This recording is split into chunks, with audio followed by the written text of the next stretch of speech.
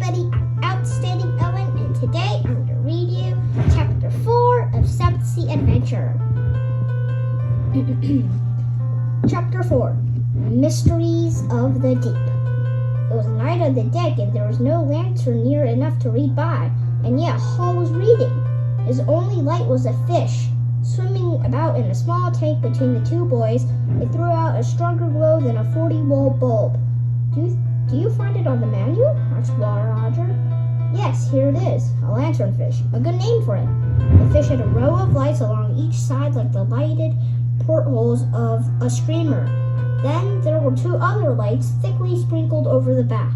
All these lights burned consciously, but the most startling were the tail lights which flashed on and off. Hal just spent an hour ahead of the ship on the tip end of the bowsprit, standing in the pooplet and hanging onto the curved rail which half surrounded it. He watched the scudding sea a few feet below him. When he saw anything interesting, his hand flashed down and up. It was one of these strikes that caught the lanternfish.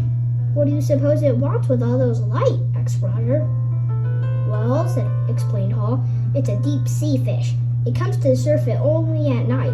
During the day, it lives away down where it is always dark, night and day. So it needs lanterns to protect its way about.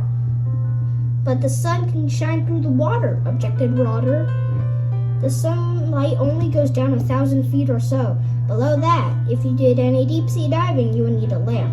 Only down to the bottom, a distance of 1 mile to 6 miles, there was total darkness. Or would be if the fish didn't carry lanterns. But what's the idea of those flashing taillights? Probably to blind enemies, just as you would be blinded if I flashed an electric torch in your eyes. When I turned it off, you would be able to see me and I could escape. Pretty smart fish, marveled Roger. Every day the net was towed behind the ship. Sometimes it was a surface net. Sometimes it was a deep-sea trawl which collected specimens from depth of 1/4 mile or more. These denizens of the deep, Hal had put together in a small aquarium. Let's put the lanternfish back with its friend, suggested Roger.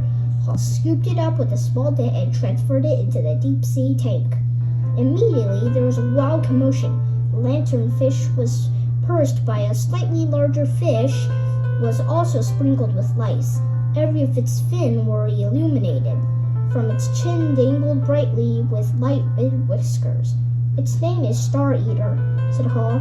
It sure looks like it if it has eaten plenty of stars, said Roger, following the movements of the star-spangled fish. And it will eat some more if it can get that lanternfish.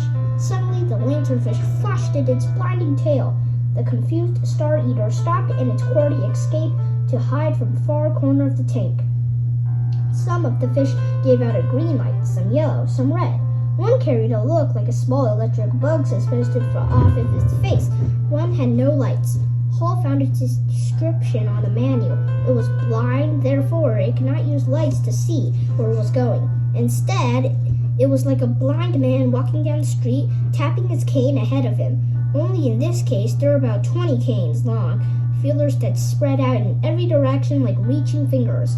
With these, the fish could avoid bumping into unpleasant neighbors and finding its food.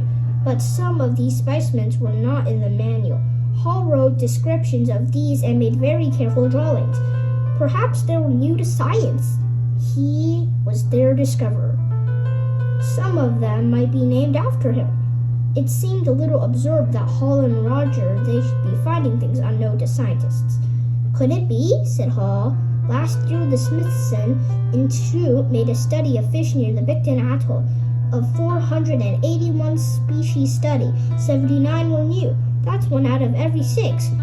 If the same portion holds here, 1 out of every 6 kinds of fish in the tank has never been named or described or had a picture taken until tonight. Wham! Something hit the lower steel just over Hal's head and fell to the deck. Wham! Wham! 2 more. Flying fish, cried Hal. The tank of luminous fish cast aglow in the stale.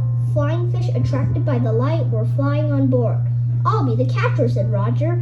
He planted himself in front of the sail. He was good as baseball. A dark object came huddling toward him. He caught it neatly and passed it to Omo, who came and gathered up the fish. They would be served as breakfast. Flying fish made fine eating. Roger caught another and another. Then a large object came speeding toward him. He missed his hand and struck him with a terrific thump in the stomach. It had been if he was hit with a sledgehammer. He doubled up, dropped to the deck, and lay still. Hal hastily covered the luminous tank so that no more visitors would be attracted. He leaned over Roger, who was beginning to mutter weakly. "What hit me?"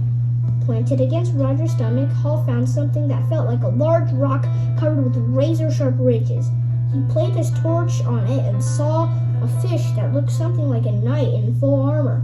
"It's a flying gongard. You might have been killed." He remembered stories of sailors who wheeled and had been hit between the eyes by these flying cannonballs and knocked senseless. The knife-like scales had cut through Roger's shirt and drawn blood. Hal put the flying gongard into the tank itself and treated its brother's wounds. When the boy was able to stand, they both went to inspect the new catch. Hal was delighted. "Mr. Basin will be tickled to get this. It's curious all by himself. It can swim, it can fly, and it can even talk. Look at it now." Sure enough, the gongard was walking on the bottom of the tank.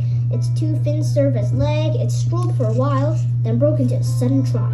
It ran to a bit of seaweed, turned it over using its fin as hand, plucked the morsel under it, and popped it into its mouth.